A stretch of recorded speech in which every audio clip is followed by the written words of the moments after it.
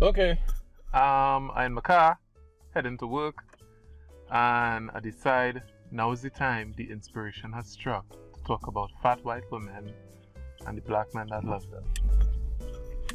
So in case you're wondering what that is or why would somebody would even say such a hideous thing, it's really just a book I wrote. I'm an author, and the book is a concoction that came to me when I like to peruse my little forums, peruse my little YouTubes, be on the internets, and a lot of the talk, whenever you see interracial couples that have to do with black men and white women, is always a sort of disparaging thing towards the women, especially, and well, in the men to a certain degree, basically, that black men like the fatties, they take the white man's trash off his hands.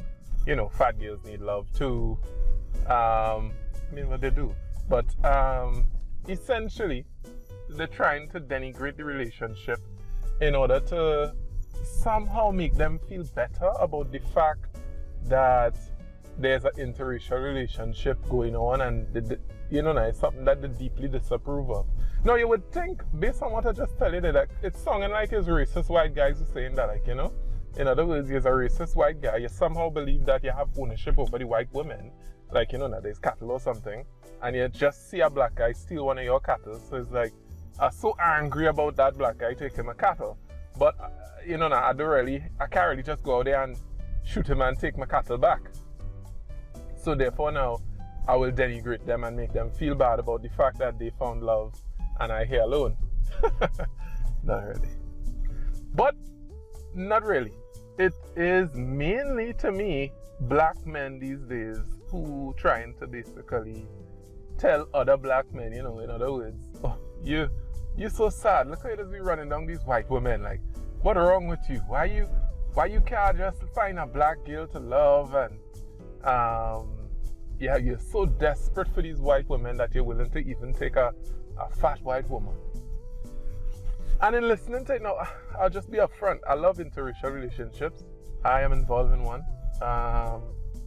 And it's because I'm a more open person. And by open, I'm talking about the 5 personality traits: openness, neuroticism, extroversion, and agreeableness. And I forget the other one.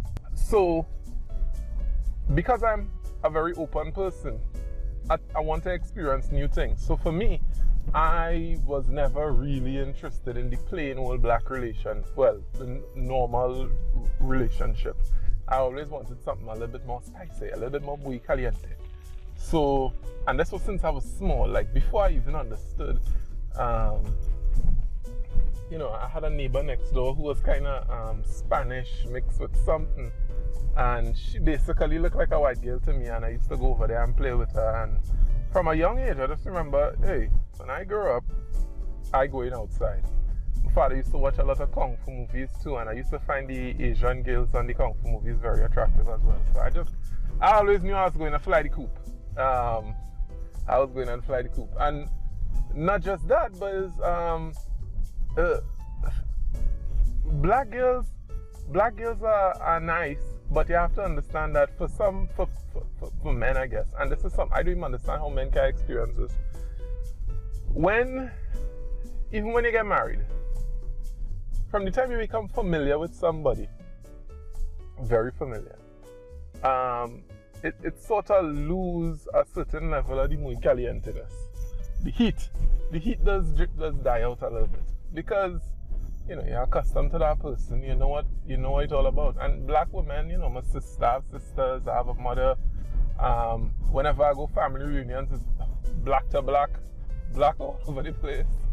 And I just decide, no, you know what we need? We need an injection of some color into this thing. We need to pump some white blood into this thing. Some Asian blood, something. So I was looking out for I was just looking out for something different. I wanted adventure too. But right now my wife is quite slender, quite slim. But one day she may become bigger.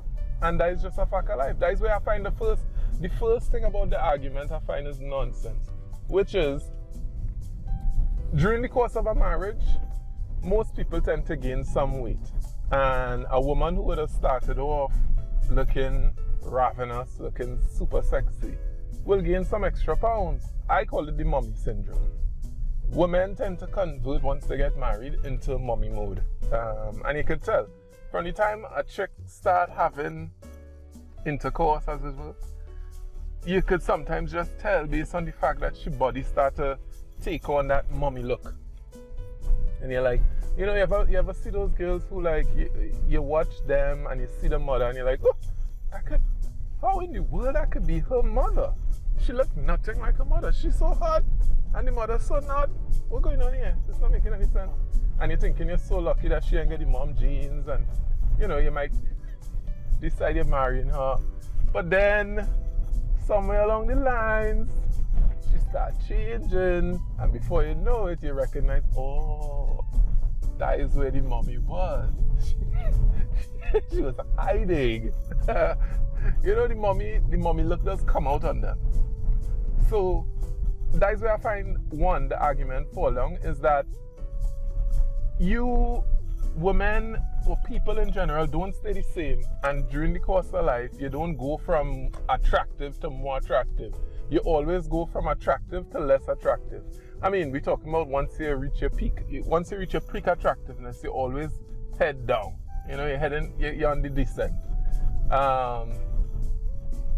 So the argument not making sense there, period. It's like you seeing a guy with a woman who might be big, and immediately you don't know the history of that couple, which is what the first book is really about.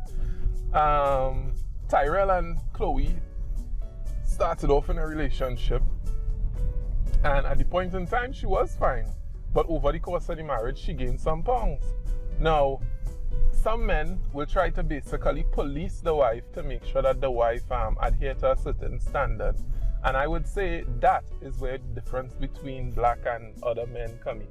Black men usually don't require the woman to be, they don't really be so stringent in requiring the wife to continue to maintain her physical appearance. When it comes to size and stuff, most black men don't really care all that much if as a wife you start to basically put on some pounds. I mean, it must have some limits, but most black men tend to be cool if the wife gets in. And I know for me it would be cool too, because I mean, if I with the girl and we together, I mean, already there comes a point where, in other words, I would describe sex as eating bread. Sex is like food. When you get married, you're just allowed one item of food. You know, you have to eat your bread. And you as a man might want to go out there and eat caviar. You might want to go out there and try some lobster, some, pork, some ribs. But you need to be content with your bread and just eat your bread. Because bread, now we had to use a better food item rather than bread. But let me just say, it's a food item that contains all the nutrients. In other words, it's a kind of miracle food. And it have everything you need to survive. Now you know this, in other words, when you eat this food item, it has everything I need to survive. So therefore, keep eating that food item. And that is essentially what sex has turned to in a marriage. When it first starts off, it's like the best, grandest meal you ever had. But then a couple months in a marriage, that is, it becomes this food item, let me just call it bread, but it's a bread that's so healthy you can eat it and it alone to survive. But the desire for lobsters and crab, and it doesn't really go away, which is why you'll find some fellas who will start to cheat. They're cheating because they find, in other words, the grass, well, not the grass, but they want to taste other meats. They want to get back in, they want to taste how it was when it first started. That, however, is a fallacy, because what happens is any piece of food item you indulge in, whether it be lobster or whatever, will become like this bread once again in your mouth once you become accustomed to it. So you have to understand it's not really the food item you're chasing after. What you're chasing after is the thrill of the chase. You're chasing after the thrill of the hunt, the whole new experience. You're chasing after the novelty. That's what you're really chasing after. So understanding that, you have to understand that it's a trick. It's something that you will never be able to get, or you might be able to. It's like drugs now. You know, you might get it high, but then after it will go back to normal again. So with that being said, when you do the cost-benefit analysis, you realize it's much better to stay faithful to your wife. You already experienced your taste of what it was like to eat the marvelous meal. Don't go out there and sully your taste buds with other delicacies and dishes, only to find them turn into, into sand in your mouth. Don't do that. And then of course, the ramifications, the pain that you would reap, the pain that you would toss upon your family and upon your wife is not worth it. So therefore you realize, let me just eat my bread and be content. And some people might take that as an indictment on marriage. In other words, they want to continue being in this hookup culture and playing the game of sleeping around and eating all these many different meals now. But that is an illusion as well. You're basically a drug addict who's chasing after the high, and nothing good will come from that. Anyway, that's a topic for a different time. Right now, we're going to talk about the importance of beauty, essentially, and we're going to talk about what we should be looking for in a marriage. Well, marriage mate, that's a bit strong. Let me dial it back to a mate, just generally. Let me dial it back to a woman. So, should you, or how, on the totem, let me say we make it a totem pole. On the totem pole, how high should looks be when it comes to a mate? And in truth, I would say looks come really far down, Don't get me wrong. Everything is important, but looks not that important. So let me put looks. Okay, first you want to know the girl have good qualities, good ways. She had to be a good person. She have to have good character and good morals. Once you get past that and you recognize, in other words, because that is basically your foundation, is like your structure. After that, you want to make sure, in other words, the girl basically compatible with you, in that she likes to a greater majority, let me say 60 to 70%, all the kind of stuff you interested in, she interested in, right? Basically, I mean, sometimes you might find one who don't like your music, like my wife. She don't like R&B. Could you believe that? But nevertheless, she doesn't like R&B. She doesn't like any sort of John Legend, and I just find that preposterous. But I guess it's because I am black, and she's not so black. So we don't get along music-wise, but she loves anime, and I love anime, and that is a rare find, my friends. Well, not so much today. These days, you find a lot of girls coming out now liking the anime. She likes games as well. I love games. We both love Zelda. So you need to find somebody who compatible with you to a majority of the extent. You don't want to be with somebody who, you guys deeply love each other and she have all the right qualities morally. So in other words, she wouldn't cheat on you. That's essentially what good morals is about. Good morals is just about making sure that despite how rough the relationship going, she wouldn't decide, in other words, I'm going to cheat. Or, there are some women who, in other words, he cheat on me, so therefore I will cheat on him to show him how it feels. A person with good morals wouldn't do that, because they would be looking at the relationship itself as being sort of sacred. They would look at it as being, in other words, your actions in the relationship does not mean that they now get to wallow in the mud as well. Now, they of themselves will have certain standards that they will hold. So it's either they will be like, listen, you not fit for this kind of thing I want to basically build here with you, so I will leave. But the answer is not for me to go and also cheat. That is silly. So you want somebody with good morals. And then of course, as I was saying, you want somebody who compatible with you. The next thing is usually you want them to be in your cultural sphere. By that I mean essentially you want them to, you don't want them to be too different culturally. You know what? I'm saying this the wrong way. Basically, you want them to be in the same religion. That is what that essentially means. You want to make sure that they're in the same religion, being informed by the same sort of teachings. And by religion, I don't necessarily mean, I don't mean like a church or, not really. A religion is any sort of thing. You want to know that they worship in the same God. Everybody does worship a God, even the atheists. So you want to make sure that they worship in the same God you worship in. To tell if they worship in the same God, talk to them. That's all.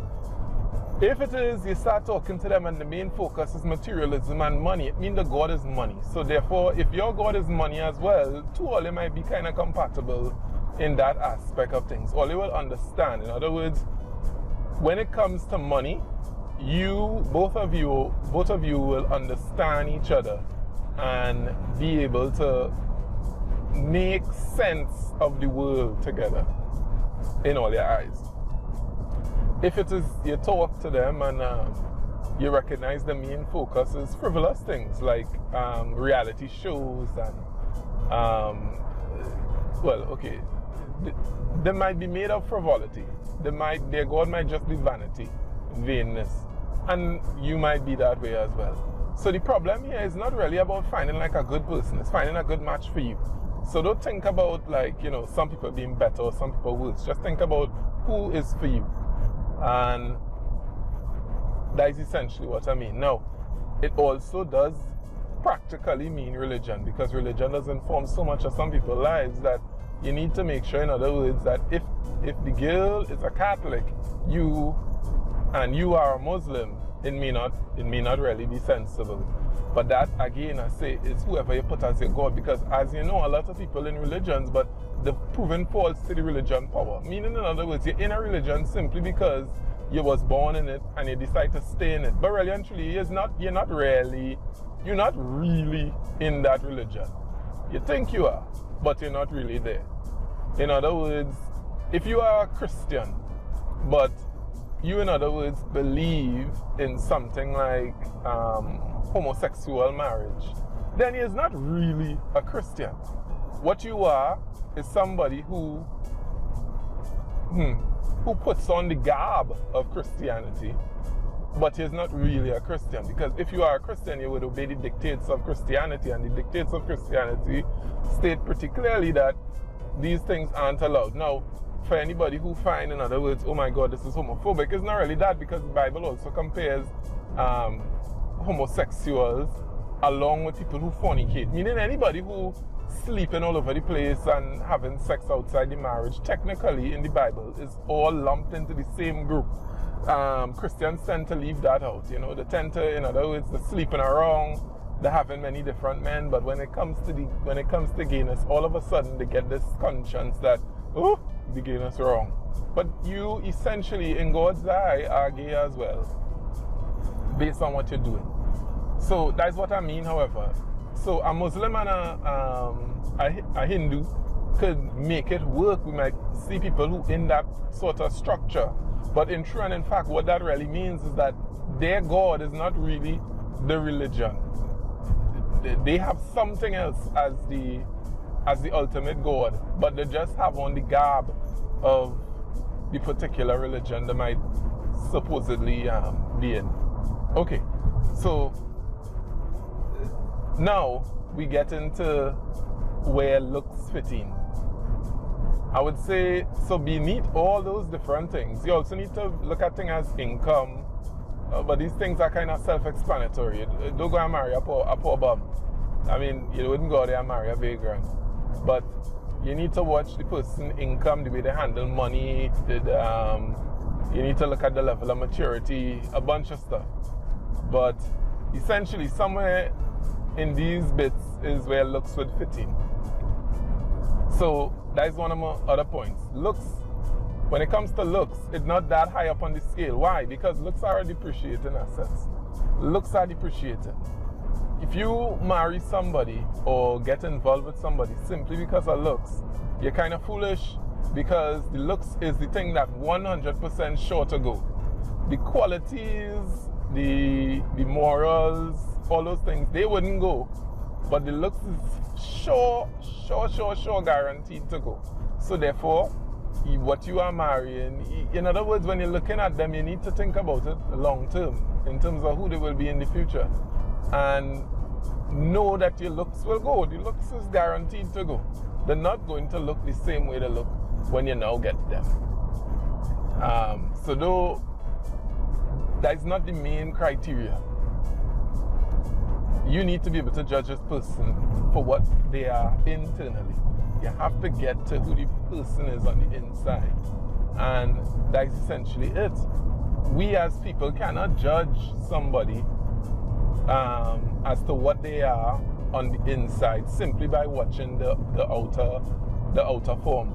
And above all, you would think black people would understand this. You think black men wouldn't be deriding others because they marry somebody. Because, you know, black people technically are the ones who face this kind of constantly now, where people look at the exterior and judge the interior, which is wrong. It's wrong. I mean, it is understandable, because as humans, sometimes we need to make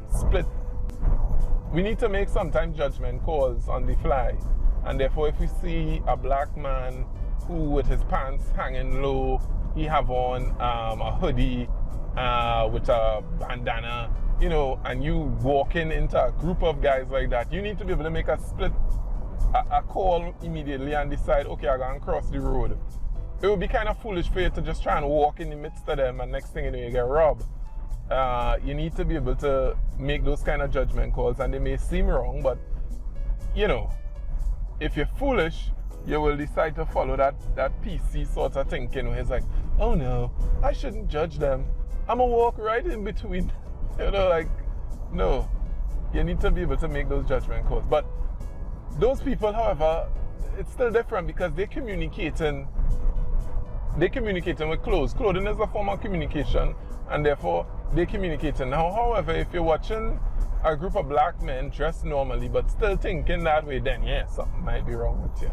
Something might be, you might be a little bit racist or judgmental. Which is, honestly speaking, not a big a deal as everybody is making it out to be. Now, I come from a country where I am the majority of the population, so therefore, I don't feel, I notice that people, the minorities, tend to view things differently because of the fact that, you know, as they would put it, the white man boot on my neck now. But here, where I live, we are the majority, so therefore, I see things from a totally different perspective. I don't really see, you know, those with different topics. Sorry, let me get back to the original topic. So, the book in question questions that whole notion of which person really getting the trash, as it were. The way these fellas talk, you know, which person really getting it? Because let me say you are a white guy, which is what Chance in the book is his friend. Marry a really hot white girl, you know, she has everything. Oh my, the tits immaculate, the boobs, the butt, it's bubbly, it's nice. And of course, now, first things first, in the course of time, she will become old and haggard, and she and all will morph physically. But, you know, you might be thinking, oh, but at least I'll get to live in that body for, you know, I don't know, 4-10 years max if you're lucky. Okay, that is good for you. But what if now the girl have, as is the case with a lot of extremely beautiful women, they basically, because the looks get them so far in life, they don't really develop themselves fully as a human.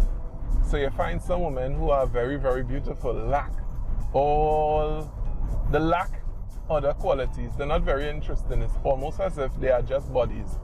And due to this, you might be with a wife who looks very beautiful, but that is all she really is, and hence she becomes a trophy wife, meaning, you know, that is about all she amounts to. She's a trophy to put on a shelf.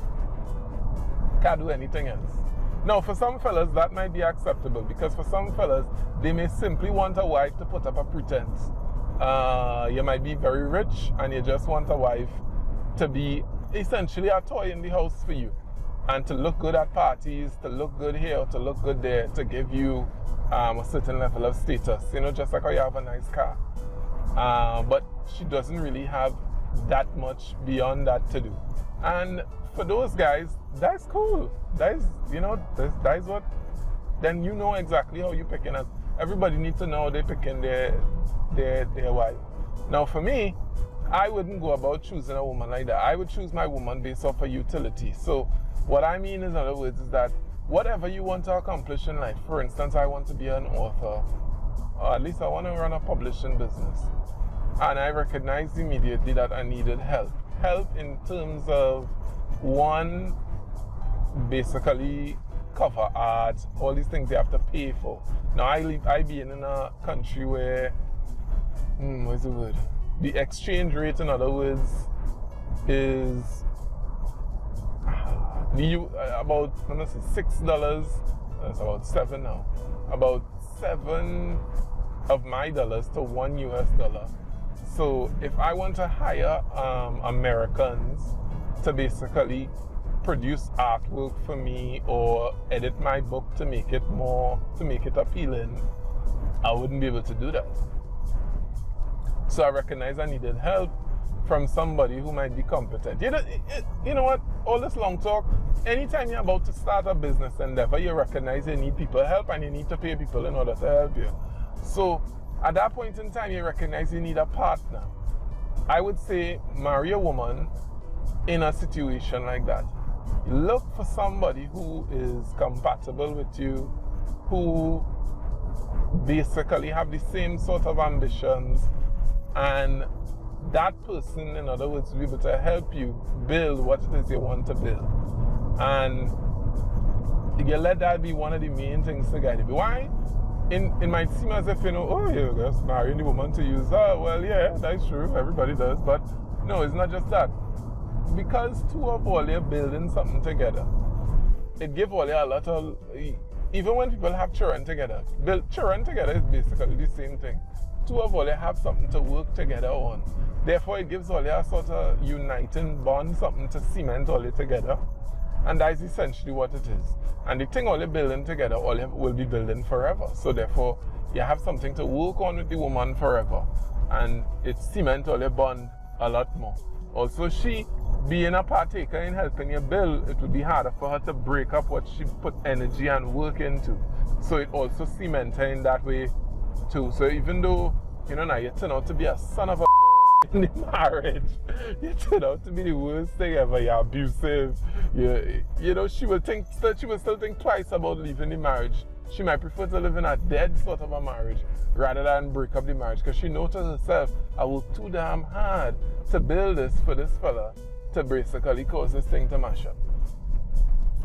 Now, you just know, of course, it wouldn't be that kind of guy, but you know, it wouldn't be so easy for her to fly out. But then the other thing too, when you look at it, is even if she does decide to mash it up because, you know, of your cheating ways or her cheating ways, even if you all do decide to mash it up, it wouldn't be that, the hard feelings, well, if you hopefully, it will be easier for you to accept losing half of your stuff to somebody who you know helped build it, rather than somebody who didn't put in any work and you just married them for the good looks. So that is also a reason why you don't really want to put looks as that higher priority in the marriage. And now I think we just come to the other, the last point, I guess, which is I am not those proud people, like, have pride in yourself and, you know, you go girl. I'm not one of those women in power and kind of people. I'm not a feminist, and I am not a plus size advocate. That's not what I am. But we need to talk about beauty standards. There is a certain level. Now, you had to remember who does set beauty standards in the world is the fashion. People tend to set the standards as to what beauty is. And they definitely do have a bend towards more slender, slim, skinny women. Coupled with that, the fact that the majority of the fashion gurus, the heads of these fashion organizations, are gay men. We could see where they could be polluting the male, although nobody has read those fashion magazines besides women. So I'm not really 100% caught on that argument that they are the ones setting the beauty standards. But what I essentially getting at here is that I do believe, however, women are not meant to come in a cookie cutter box. They are not meant to be exact replicas of every other woman. They are fat, they are short, they are tall women, so obviously they would be skinny, they would be fat women. Now, I believe, however, there are bounds of reason. In other words, if you go too far into the skinny side of things, that looks unhealthy and is not good. Like anorexia we get into there. But on the other hand, if we go too far into the fat range, we get to obesity, and that too is unhealthy. And I don't believe you were meant to be like that. I don't think you should be proud of that either. It shouldn't be like, I'm fat and I'm proud. But there is some wiggle room in between. And if you are a man, there are some women who fellas call fat. And I think you had to be mad. You had to be mad not to find that lady looking good. When you watch her, I mean, some people would say that they're trying to disguise what she is by calling her thick or curvy. They're trying to make this. But no, some of these women really do look fine. They look good. And I can't see how, as a man, you wouldn't be attracted to them.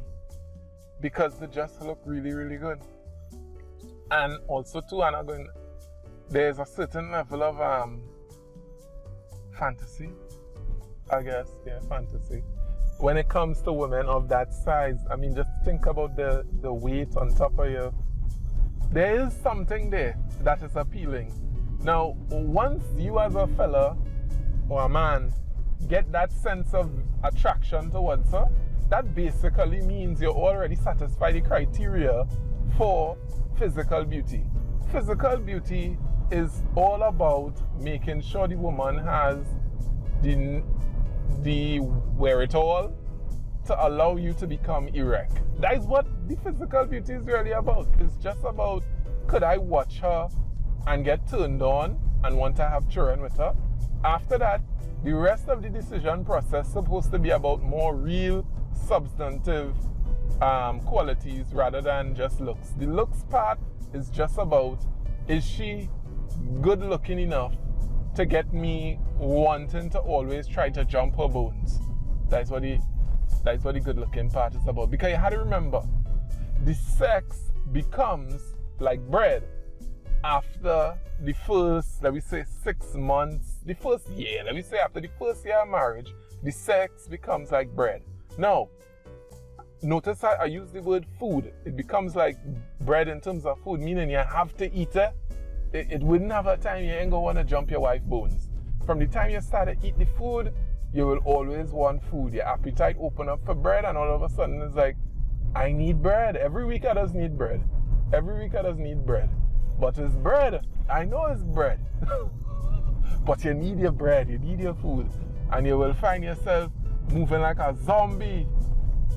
When I hear, I could totally understand men, in a sexless marriage going kind of loco. Because once you start eating of that food, you always want it. You always want more. You want bigger portions. You want more bread. You want more bread. And you will crave bread for the rest of your life. The bread will be a curse upon you. You can want your bread day and night. So that's what I mean. It's like once you get that, once the woman satisfy that I want to, you know, take her to bed, once I get that visceral, I feel like an animal who wants to take this woman down and feast upon her flesh. You know, that is it. She looks has satisfied the requirement for you, because that is what the looks really about. Because the looks, after a while, or the sex essentially, going to become monotonous, going to become, well, monotonous. It hasn't become monotonous for me yet. And it's not really boring, but it's going to become bread. And she going to get old and lose the looks. So therefore, know what the thing is about. The looks, not that important. So what it is we cover here today? One, looks, not that important. As a matter of fact, let me quote a proverb now. There's a proverb that says, a senseless woman, or a woman who lacks good sense, is like a gold ring in the snout of a pig. A beautiful woman who lacks good sense is like a gold ring in the snout of a pig. Would you marry a pig or have sex with a pig? Understand that the beauty will become just like that gold ring in the nose of a pig. You know, it's like her beauty amounts to zero when it comes to the person as a whole. Now, this is another thing I guess I have to put in here. Just because a lady is curvy, plus size, doesn't necessarily mean that she will be guaranteed to have this great personality. It have some of them who ugly inside and out. You know? And I find most of them fall into this whole body positivity movement. From the time you find these women talking about how, you know, in other words, they have this entitled view where it's like, I'm fat and you have to love me. You know, I'm fat and I don't care. Then you might be delving into somebody who ugly inside and out. And I'm using the word ugly here simply to be talking about personalized to you, because for some guys, she might be looking hot outside as well, you know. I mean, as I was saying, there are some women who I believe are meant to be bigger. They're meant to look a little bit more plump because they really do look good that way. And I think it all boils down to them is a level of diversity. Everybody have to find their flavors of their choice cuts of meat to feast upon. Some men like steak, some men like chicken, some men like turkey. And everybody have different tastes. So there are some men who like them short and thick, some men who like them tall and thin, you know, but everybody likes the different pieces of cuts of meat, so we can't really hate on that. I think that is what I have to say on the whole subject matter. This is off the cuff. I'll talk to you again.